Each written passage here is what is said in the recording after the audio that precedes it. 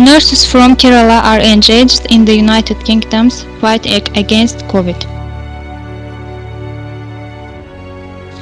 As healthcare workers fight the COVID-19 pandemic across the world, nurses from Kerala are on the front lines of the battle. A 2017 report by the World Health Organization states that India is a major source of supply for nurses overseas. Nurses who immigrated from Kerala comprise a large part of that overseas workforce. The World Health Organization report added, nurses trained in India for a significant portion of internationally educated nurses working overseas, second to nurses trained in the Philippines. It is estimated that over 30% of nurses who studied in Kerala work in the United Kingdom or the United States of America, with 15% in Australia and 20% in the Middle East. In a British Broadcasting Corporation video that had recently been shared on social media, Anna Soubry, a former British parliamentarian, is seen acknowledging the contribution of nurses from Kerala to the country's healthcare system. Until last year, Soubry represented the Broxtowe constituency in the United Kingdom's Nottinghamshire county. She has previously served as the Parliamentary Under-Secretary of State for Public Health. In the BBC clip, Soubry said, "I don't have a problem with people coming to work in our country from overseas. Some of the best nurses that we learn from actually are nurses from South India, from Kerala in particular." I spoke to nurses from Kerala who are currently working in the United Kingdom. The country has over 14,000 confirmed COVID cases, and at least 759 people have died from the virus. The nurses described what it has been like on the forefront of the COVID-19 pandemic. Ainsley Anto is a nurse working in a hospital in the city of Oxfordshire. She said that even 1 month ago, when COVID cases were coming in, there was a separate area set up away from the hospital for patients with COVID symptoms and for those coming from countries where the number of confirmed COVID cases were higher. I work in a medicine ward where elderly patients are treated. She told me, now there is an effort to increase the availability of beds in the hospital to contain this scenario. Along with that, the patients who don't need emergency care are being discharged from the hospital. Anto added that ensuring her family's safety is the biggest challenge that she is facing at the moment. Keeping the family safe is the problem. We need to work anyhow without knowing who is positive. That's the big risk, she said.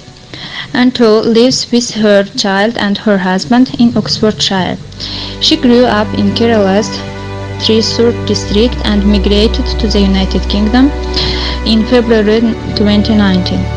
Premier Krishnan, who moved to the United Kingdom last year and works as a nurse in a hospital in East England, spoke about the lack of protective gear.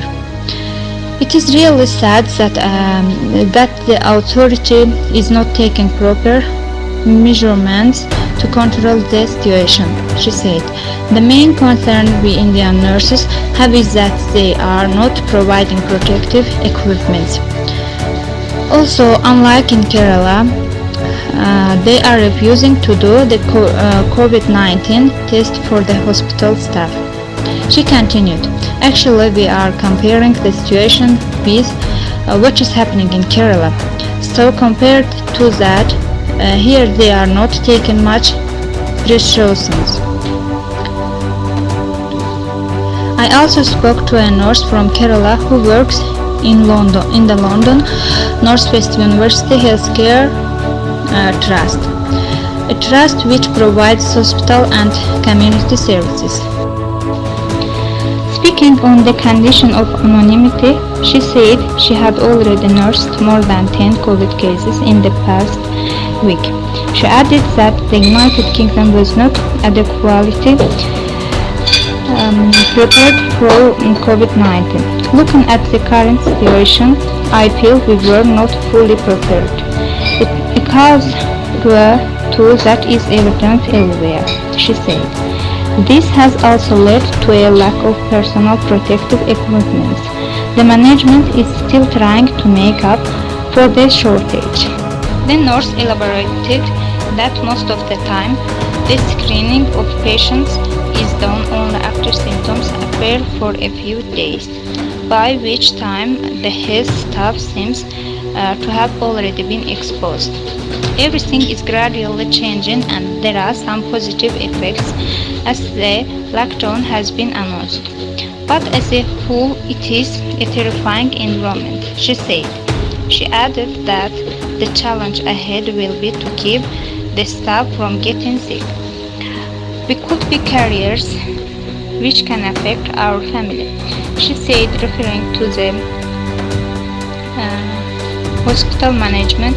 She continued, there is a process started by them to provide total accommodations to health workers. The other main concern will be how do we deal with a situation where there is a shortage of staff. Currently, there is shortage of beds as well. The nurses were thrilled when told about Cyprus' acknowledgement of Malayali nurses. The nurse from LNWH told me that it is a proud moment that somebody recognized their work. I think the compassion and care, that's what makes Malayali nurses outstanding, she said. If any crisis arise, definitely there will be Malayali nurses as frontliners. In these situations, the majority proportion of accident and emergency team in London are nurses from Kerala, unless there is a valid reason. These nurses don't back off. Anto pointed out that the reason for Malayali nurses doing good work abroad is due to their multidisciplinary education. We are trained to do multiple aspects in the 4 years, she said. In the first year, you will learn the basics, then we study medical patients, surgical patients, and we study maternity, pediatrics, mental health, and so on. There is an opportunity for exposure in every aspect. She said this kind of multidisciplinary knowledge is lacking in the nursing graduates abroad. Maya John, an assistant professor in the Department of History at Delhi's Jesus and Mary College, has studied labor issues surrounding the work of nurses. She said nursing has historically been a sought-after sector for Malayali women who wanted to enter a profession with a social impact. If earlier it was the bastion of women, recently men have entered it in large numbers as well. One of the important factors for this change in the gender composition is there is a perceived high employability of nurses, particularly abroad. So there is an attraction of quickly getting a job in the Gulf countries or other places, which has in the recent years encouraged a lot of men to join this profession. John added that nursing has been a highly unrespected and underpaid profession in India. In the last decades, nurses have started organizing themselves better, but exploitation in the private sector still persists. She said that the private hospital lobby in India has prevented relief measures such as standardization of wages, which has forced nurses to migrate.